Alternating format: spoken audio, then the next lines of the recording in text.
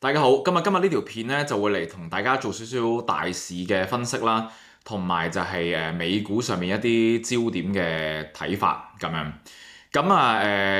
日拍呢條片咧就係11月30號啦，咁啊11月最尾一日，咁啊趁今日咧假期有啲時間咧就拍呢條片同大家分享一下，亦都喺12月開始之前咧就即係講一講暫時嘅睇法同埋嚟緊呢一個月嘅部署會係如何啦。咁啊喺講即係正式開始講任何內容之前呢，咁啊大家都知道今個星期香港發生咗好令人非常之傷感嘅意外啦。咁啊所以就即係都希望所有受呢個意外影響嘅所有家庭都可以盡快喺呢個傷痛之中行出嚟啦。咁啊亦都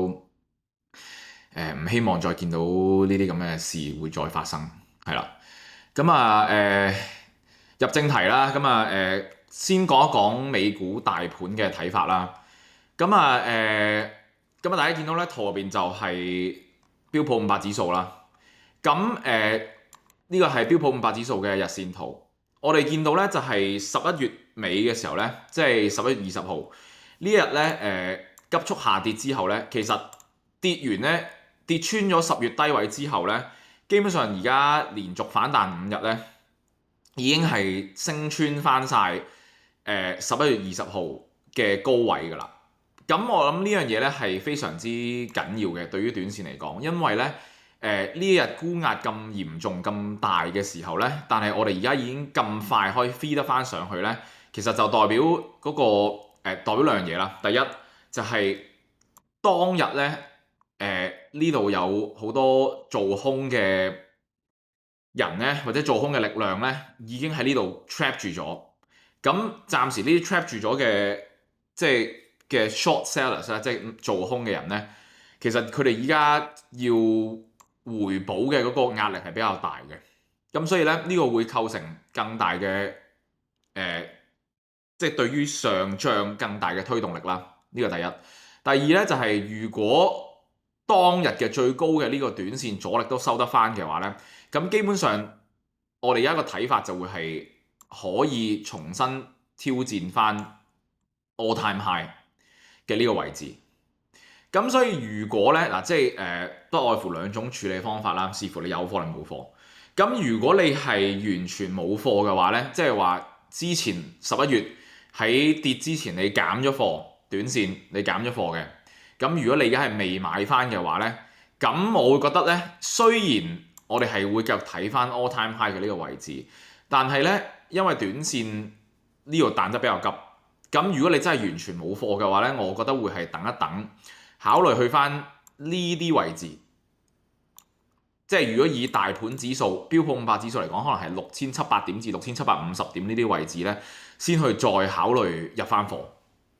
如果你係完全冇貨嘅話，咁如果你係有貨嘅，即係例如你喺呢個低位有撈到嘅，即係11月20號啊或者21號，你有買到貨啦，又或者你本身自己都揸緊貨，即係話成個11月都冇清過倉嘅，都 keep 住揸住嘅，咁我會覺得咧就你可以俾啲耐性去等重新上翻 all time high 嘅呢個位置。如果單論以大盤嚟講，我哋淨係去睇大盤指數嚟參考嘅話。但係咧，呢個處理方法咧都好視乎你揸緊嘅係咩股嘅。點解我咁講咧？接住落嚟就要講一講唔同嘅大股啦，或者係即係比較 popular 嘅一啲美股咧，嗰個走勢其實都各有不同嘅，並唔係隻隻都好似指數咧咁樂觀嘅。咁我哋第一隻要講嘅咧就絕對係 Nvidia 啦，因為咧。Nvidia 咧就呢一期嘅走勢咧，其實唔係咁明朗同埋咁樂觀嘅。咁最直觀嘅比較咧，其實就係用翻嗱，我哋啱啱講標普五百指數講大盤嘅時候，我哋有用到就係11月20號，即係上個星期四嘅呢個位置去做比較。咁你會見到咧，當日咧 Nvidia 係創咗一個好大支嘅一個陰燭啦，非常之即係短線嚟講非常之唔靚仔啦。咁你會見到咧就係啱啱先講完就係話大盤指數已經可以上得翻升穿翻晒11月20號嘅高位啦。但係你睇到 Nvidia 咧，不但止冇升得翻上去，仲係低過11月20號嘅水平嘅，暫時嚟講。咁呢個已經反映咗一個好大嘅問題咧，其實就係嗰個資金流動，即係資金開始流出，而轉入其他板塊或者其他股票入邊，呢個就係最大嘅比較。咁即係當然啦，如果用翻基本面去講就話點解而家短線突然間 Nvidia 嘅股價會比較受壓啊？咁可能係因為近排呢一個即係關於 TPU 同埋 GPU 嘅討論啦嘅呢個比較啦，即係 Google 同 Nvidia 之間嘅嗰個比較。咁即係詳細我唔喺呢度多講啦，大家都可以翻去睇下新聞啊，或者睇下其他嘅報導咁樣。咁而我啱啱講就話TPU 同 GPU 之爭，因為Google 近排嗰個 Gemini 嗰個 AI 咧表現都非常之良好啦。咁所以咧，如果我哋開翻 Google 個圖嚟睇嘅話咧，你就會睇到個市場其實用緊一個實際表現去話俾你知咧，就係嗰啲資金去緊邊度，或者而家大家炒緊啲乜嘢。咁你睇一睇 Google 個圖咧，你就知道佢破頂啦。一嚟勁過大盤啦，二嚟絕對勁過 Nvidia。咁所以喺呢個情況之下咧，如果咧你係揸緊 Google 嘅話，如果你係有 Google 貨嘅話咧，佢 keep 住到呢一個 relative strength， 即係相對嘅強勢嘅話咧，你都可以 keep 住腳揸。即係如果你假設你而家仲有貨嘅話，如果你係揸 Nvidia 嘅話咧，我就會覺得短線咧，我會考慮減少倉啦。因為我觀察到嘅就係，當你個資金流走緊嘅時候咧，咁你要相信，你要尊重個市場，或者你要尊重資金嘅流向。咁所以咧，我就會，如果我係揸 Nvidia 嘅話咧，我就會選擇減少倉先 Nvidia，去轉翻入其他短線比較有強勢或者有資金流入嘅板塊或者個股入邊。咁呢個就係 Google 同 Nvidia 之間嘅比較啦。咁然後亦都除咗 Google 同 Nvidia 之外咧，其實都有一啲 tech stock 係表現不錯啊，例如 Apple。咁你會見到其實 Apple 係又再創新高噶啦，已經唔聲地。OK， 咁呢啲其實就正正係即係會希望見到強勢股應有嘅表現。OK， 咁 Nvidia 之前一直或者成個2025年咧都係一個 leading stock 嚟嘅，但係正正就係因為而家你睇到咧，佢開始落後大盤嘅走勢咧，佢個 leading stock 嘅 characteristic 咧開始減弱咗啦，咁所以我唔係話Nvidia 嘅時代已經過去啦，唔係話AI 泡沫要爆破啦，絕對唔係講呢啲即係咁毫無根據，亦都咁荒謬嘅嘢啦。只不過係純粹就係 Nvidia 嚟緊短線咧，佢個走勢未必可以好似之前咁樣咁強勢，同埋就係佢未必可以再跑贏晒所有即係among所有科技股入邊，佢未必可以再咁樣一馬當先，或者係絕對領先其他股啦，未必可以啦。咁亦都再從另一個角度講，就係 Nvidia 成個2025年啊，甚至唔係淨係2025年啦，呢2-3年嚟升咗咁多嘅時候，咁佢要 keep 住繼續上升，繼續好似之前咁樣 keep 住呢個 exponential growth 咧，個難度係越嚟越難，即係嗰個難度係呈幾何級數咁上升。OK， 即係雖然喺呢個 AI 嘅時代，大家仍然係非常之需要 Nvidia 嘅產品，佢嘅基本面仍然係有非常之好嘅支撐，但係你要因為即係股價其實你個上升，你係要 pricing 緊未來嘅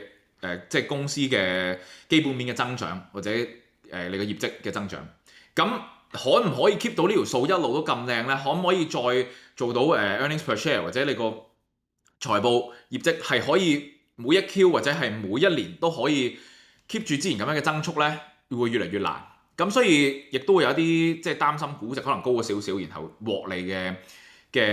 資金，咁所以亦都會令到 Nvidia 短線嗰個壓力會增加咗。咁呢個就係嗰個原因啦。咁所以如果我係一路長揸 Nvidia 嘅話咧，咁我唔係話要清晒，始終佢仍然喺呢個即係 AI 入邊佔有好重要一席位。但係短線你要諗諗就係可能即係 take 下啲 profit，或者如果你係做炒短線swing trade 嘅，咁可能減啲做下其他強勢啲嘅股啦，係啦，即係例如 Apple 而家咁強。咁啊，除咗講呢幾隻科技股之外咧，呢期嘅反彈咧，亦都留意到就係有一個板塊係比較強勢嘅。咁呢個板塊咧就係消費品股嘅板塊，係啦。咁啊，例如即係當中有啲咩強勢嘅例子咧，例如沃爾瑪啦，沃爾瑪。咁你見到沃爾瑪個股價係破咗頂㗎啦，已經破晒頂㗎啦。咁啊，除咗沃爾瑪之外，仲有例如可樂啦。即係大家呢啲耳熟能詳嘅股票啦，亦都係接近破頂。咁就住可樂嘅股價走勢咧，我係睇好快會破頂嘅，好快會破頂。呢個區域咧好快會升穿㗎啦，即係73至75蚊，好快會升穿75蚊㗎啦。OK，咁啊，即係可以自己留意下啦。咁當然即係呢啲股嘅波動就相對冇其他 tech stocks 咁強勁啦。咁亦都係呢個都係消費品股嘅即係股價特徵或者佢哋走勢嘅特徵之一。咁仲有例如呢一隻啦 American Eagle AEO，OK，即係相信大家都知道係咩嚟㗎啦。咁啊，你亦都見到咧，佢已經係升穿咗9月中嘅高位㗎啦。近排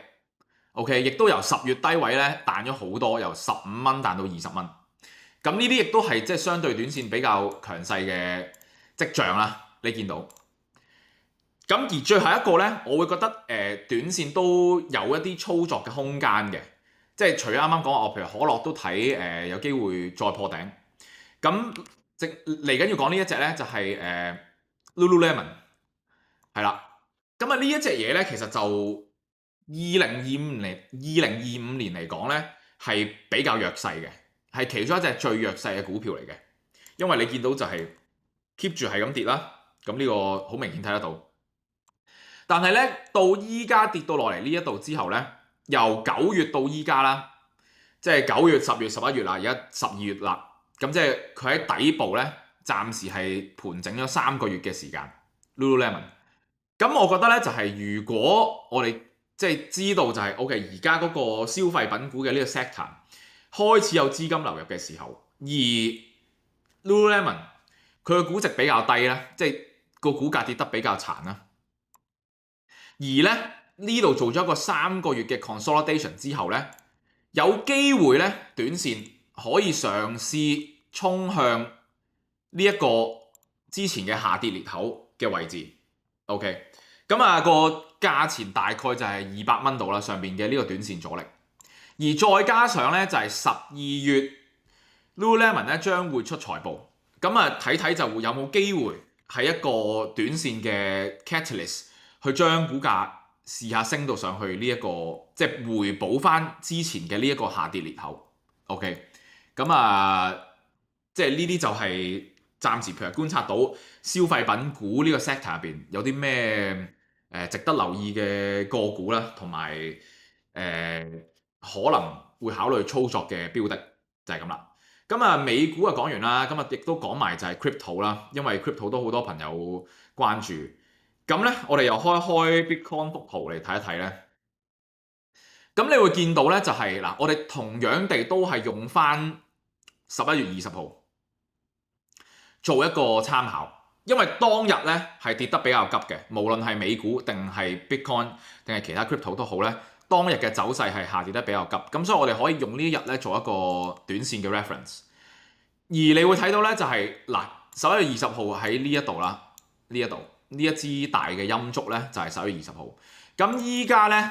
當然接近收復晒㗎啦，即係個失地已經差唔多升翻晒上嚟㗎啦。但係咧，相較於美股，相較於啱啱講我哋標普500指數嘅走勢咧，你會睇到明顯仍然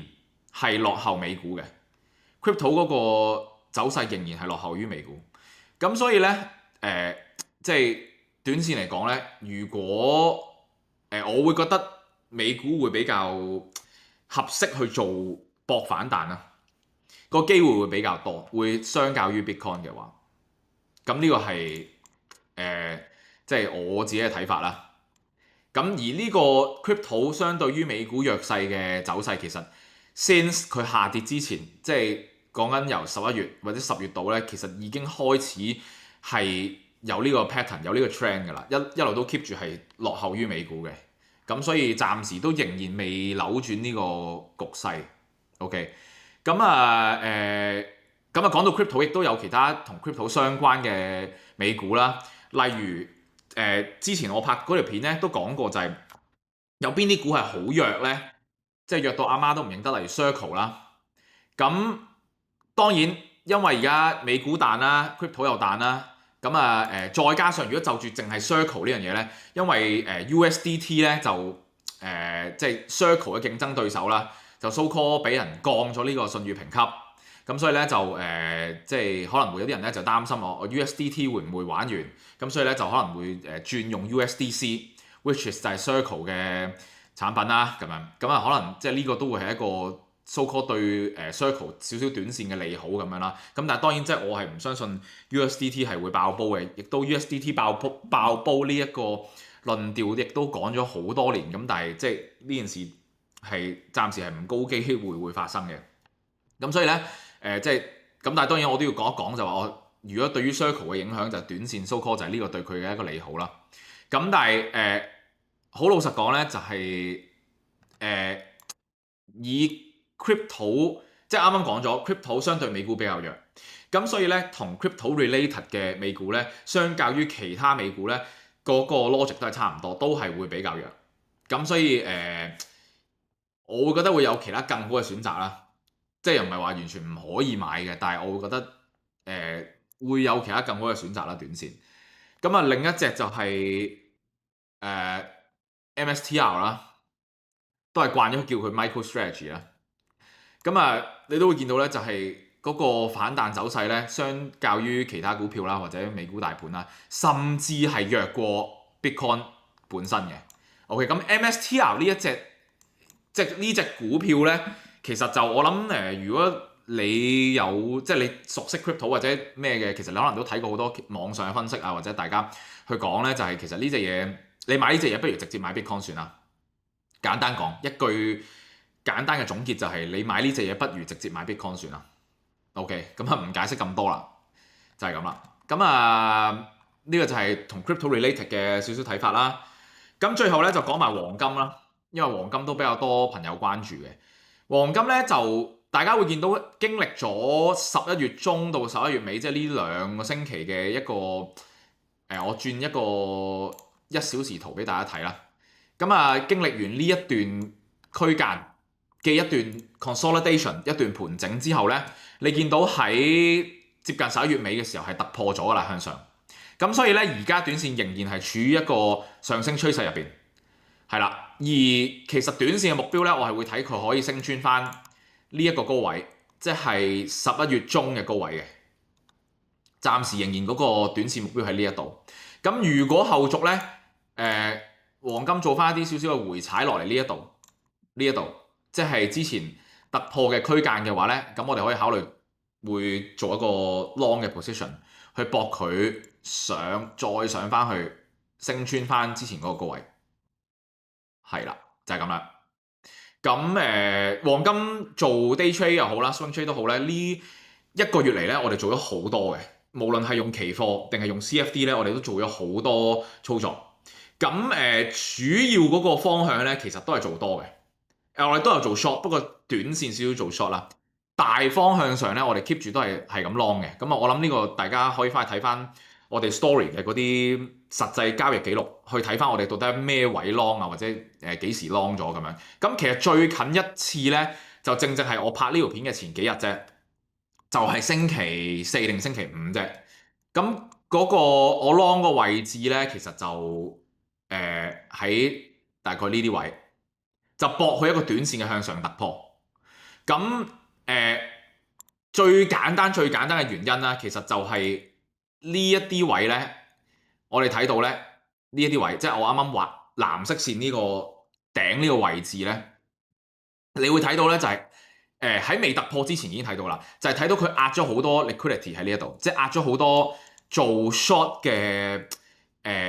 liquidity 喺呢一度。咁變咗咧，而且咧，就係你會見到嗰啲